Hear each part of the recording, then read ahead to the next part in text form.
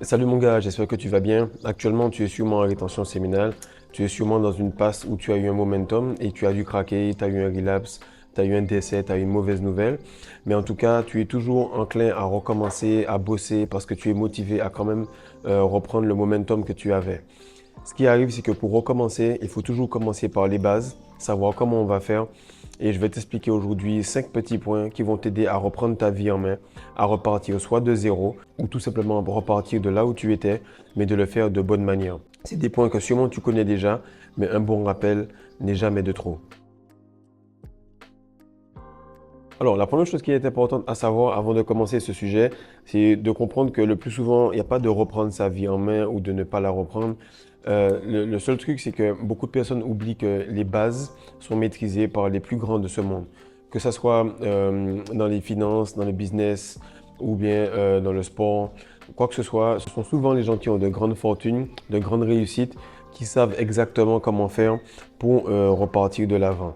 Pourquoi? Parce que lorsque tu regardes un match à la télévision, Barça-Real Madrid, les gars font beaucoup de gestes simples, répétés à grande vitesse. Tandis que lorsque tu vas jouer avec ton pote dans le quartier, il va faire passement de jambe, passement de jambe, passement de jambe. Il va se péter la cheville sur son propre passement de jambe et il va perdre le ballon. Pourquoi? Parce que lorsque on a beaucoup de capacité, on étale peu. C'est comme la confiture. Et lorsqu'on a peu de capacité, eh bien, on étale beaucoup pour compenser ce manque. Donc aujourd'hui, je vais t'expliquer pourquoi les bases sont vraiment importantes et pourquoi tu dois être beaucoup plus fort dans un contrôle-passe pour être un athlète professionnel que plutôt être dans une frappe des 35 mètres et aller te claquer et puis dire ensuite à ta meuf que tu t'es fait les croisés. Alors, le premier point, il est vraiment basique, il est bête, mais il faut qu'on réapprenne tout simplement à dormir. Il faut réapprendre à dormir, il faut réapprendre à se laisser mourir. Et le fait d'aller dormir, c'est un entraînement. Pourquoi? Parce que lorsque vous apprenez à dormir, vous laissez tout simplement votre corps se reposer et votre partie spirituelle peut commencer à s'éveiller et à être beaucoup plus active. Donc, c'est vraiment important d'apprendre à dormir. Et pour apprendre à dormir, il faut tout simplement commencer par se réveiller beaucoup plus tôt. Donc les gens se disent oui, mais j'arrive pas à dormir tôt, j'arrive pas à dormir tôt. Si tu veux commencer à enclencher un nouveau cycle, tu fais tout simplement cela. Tu vas te réveiller 1 heure beaucoup plus tôt que d'habitude et tu vas enchaîner toute ta journée sans faire aucune sieste. Le soir, tu pourras dormir beaucoup plus tôt et ainsi tu pourras commencer à enchaîner le nouveau cycle de sommeil que tu as besoin. Très important, c'est de planifier sa journée à l'avance. Comme ça, on peut savoir à quel moment on va se réveiller, on peut savoir qu'est-ce qui va se passer dans la journée. Et le fait de se réveiller 1 heure ou 30 minutes plus tôt que d'habitude, on aura ce petit côté où j'ai fait ce qu'il fallait, j'ai pu avoir les bons réflexes, j'ai été proactif par rapport à cela. Du coup, lorsqu'il y aura un incident ou un imprévu, je serai également proactif par rapport à cela. Donc, si tu as besoin d'aide par rapport à ce petit détail-là, tu vas tout simplement prendre le livre Miracle Morning. C'est un livre qui explique comment maîtriser le matin, c'est égal à maîtriser son destin. Et ça, c'est vraiment important. Il y a une raison pour laquelle tout le monde se réveille tôt. En tout cas, toutes les personnes qui essayent d'avoir un certain succès dans le sport, dans les finances, dans le business, pour préparer la journée pour les enfants, les parents se réveillent toujours plus tôt. Parce que lorsque tu te réveilles tôt, tu augmentes ta vibration. Et lorsque tu augmentes ta vibration, tu influes directement sur ta réalité, sur ta journée. Le deuxième point, il est tellement bête que lorsque tu vas le faire pendant que je fais la vidéo, tu vas te dire, oh, putain, c'est vrai, j'ai respiré, mais respirer en mode automatique. La respiration est très très importante et beaucoup de personnes mangent plus qu'elles ne boivent et boivent plus qu'elles ne respirent. Et il est important qu'on comprenne qu'on doit privilégier la respiration parce que c'est ce qui nous permet de vivre. On ne peut pas rester plus de quelques minutes sans respirer. On peut rester au moins 1 jour ou 2 sans boire et on peut rester beaucoup plus de jours sans manger. Et la société a inversé un peu ces principes, ce qui fait qu'on court après la nourriture, on boit beaucoup moins et on respire vraiment très mal. Donc, il est important de respirer à plein poumon, de respirer consciemment, de respirer directement jusque dans son abdomen afin que l'énergie puisse circuler correctement. Lorsque vous allez associer cela à de la visualisation, pour visualiser exactement là où l'énergie et là où l'air va passer, vous allez pouvoir vous détendre. Vous allez pouvoir être beaucoup plus à l'aise. Lorsque vous allez recevoir une mauvaise nouvelle, si vous respirez, vous êtes en capacité de faire face beaucoup plus facilement à cette mauvaise nouvelle. Lorsque vous respirez correctement, votre stoïcisme prend place. Les gens commencent à se demander, oh, le gars, au lieu de réagir de manière impulsive, il a tout simplement pris une grande respiration. Vous voulez augmenter votre testostérone, il faut mieux respirer. Vous voulez vous relaxer, il faut apprendre à mieux respirer. Vous voulez apprendre à avoir des orgasmes secs, il faut mieux respirer. Bref, celui qui est spirituel, c'est celui qui sait respirer. Et pour éviter d'être dans le stress tout le temps, il faut apprendre à respirer pour pouvoir faire circuler l'énergie à l'intérieur de soi. Il faut que vous compreniez que vous qui respirez actuellement et tous vos proches qui sont défunts, la seule chose qui vous sépare, c'est le souffle, c'est la respiration. Donc comme on dit, si on vous a fait le cadeau du souffle de vie, il faut que vous puissiez investir là-dedans énormément. Le troisième point qui m'a aidé à vraiment reprendre les choses en main, c'est les étirements. Beaucoup de personnes pensent que s'étirer, c'est quelque chose de féminin, c'est quelque chose que les femmes font en yoga, yoga pants avec des leggings et tout ça. Non, l'homme a été trop souvent habitué à résister, à être solide, à être viril, à ne pas dire ses sentiments, ce qui fait que lorsqu'il va craquer, il va craquer beaucoup plus que la normale et il va descendre à des niveaux de deep rest. Ça veut dire repos profond. Deep rest égale dépression. Lorsque vous êtes en dépression, à ce moment-là, vous avez un moment de pause qui est trop long et vous revenez alors que le monde a déjà trop changé. Mais lorsque vous vous dites, voilà, je vais prendre le temps de résister à cette situation, mais en me pliant un peu, en étant un peu souple, en faisant en sorte de pouvoir être le plus élastique possible, je peux pouvoir comprendre ce qui se passe en face de moi tout en maintenant mon point de vue. Et c'est là que tu remarques que lorsque tu es souple au niveau du corps, eh bien, tu es tolérant au niveau de l'esprit. Et le plus souvent, lorsque tu as envie d'uriner ou faire pipi, si quelqu'un te dit quelque chose, tu n'as pas la capacité à pouvoir intégrer cela et à pouvoir la retransmettre. Pourquoi? Parce que le physique est pris en grippe, du coup, l'esprit ne peut pas s'exprimer correctement.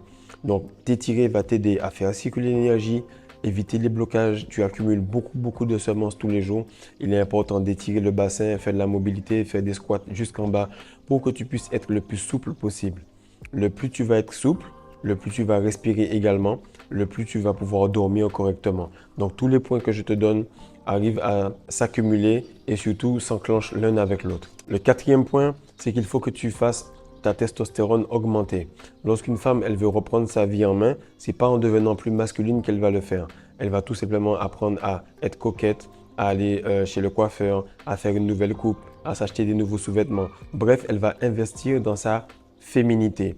Toi, en tant qu'homme, pour que tu puisses réussir à être solide et que le monde puisse se plier par rapport à toi, c'est pas en étant souriant, en étant plus gentil que le monde va se plier par rapport à toi. Il faut que tu investisses donc dans ta masculinité.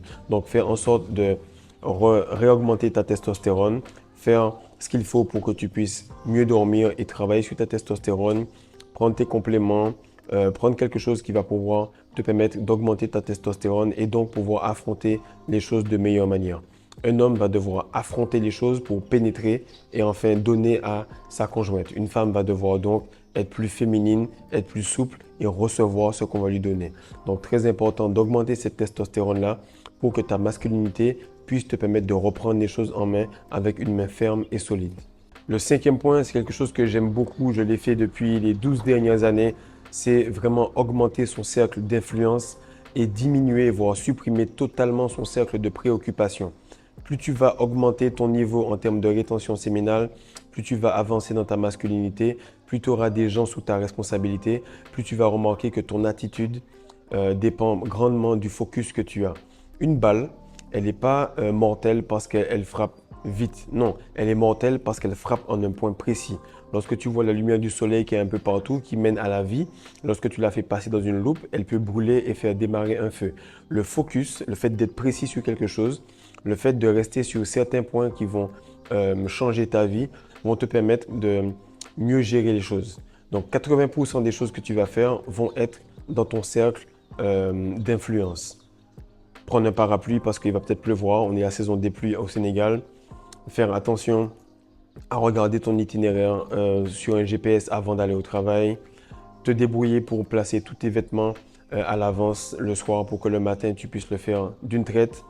Faire attention à ce que tu aies la bonne quantité d'eau lorsque tu pars de la maison pour éviter d'être plus fatigué ou d'être aigri parce que tu es déshydraté.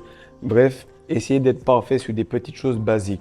Lorsque tu es à la salle, te débrouiller pour euh, faire l'amplitude maximale lorsque tu fais les tractions, les curls, les pompes, etc.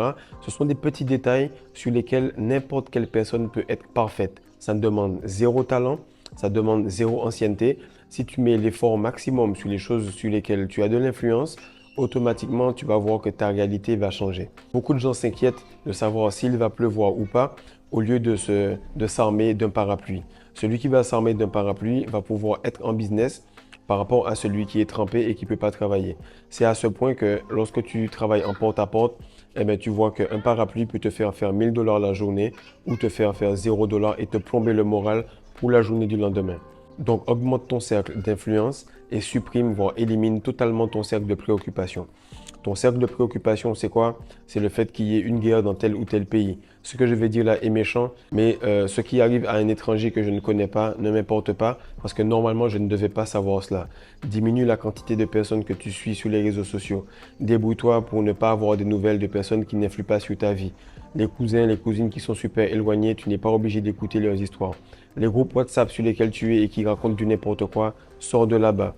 Débrouille-toi pour avoir de l'information qui soit utile pour toi aujourd'hui et maintenant. Si c'est dans 2, 3 semaines, c'est pas important. Si c'est déjà passé, dommage, c'est fini. Mais il faut que tu te débrouilles pour que tu aies des informations qui puissent être utiles pour aujourd'hui et maintenant. Le plus tu vas faire ça, le plus tu vas devenir létal et précis dans ce que tu fais. Et aussi, petit point bonus, c'est que lorsque ta vie, tu recommences à la prendre en main, que tu arrives à perdre le poids que tu voulais, tu arrives à avoir du glow, de l'énergie, bref, les petites fondations réussissent à se mettre en place, tais-toi. Ne dis rien. Pourquoi? Parce que les personnes n'aiment pas les bonnes nouvelles. Les personnes n'aiment pas lorsque tu leur dis que ça va. Au pire, fais le test. Dis-leur une grosse nouvelle, même si c'est pas vrai. Et tu vas remarquer automatiquement qu'il y aura un petit rictus sur leur visage qui vont montrer qu'ils ne sont pas contents pour toi. Donc, fais ces 5 points-là. Le sixième doit être quasiment le plus important. Mais débrouille-toi pour déjà faire les 5 points. Et lorsque tu as réussi à intégrer ces 5 points-là et que sur à peine 2 semaines, 2 semaines et demie, 3 semaines, tu arrives à intégrer une forme de momentum, la seule chose qui peut gâcher tout cela, c'est le fait que tu puisses parler avant que le bébé que tu vas mettre au monde soit solide, que tu puisses dire son nom et que tu puisses avorter et faire une fausse couche. Donc fais attention à cela, mon ami. Le game est spirituel, le game est silencieux. Donc fais les choses et parle seulement lorsque c'est échec ou mat. Peace.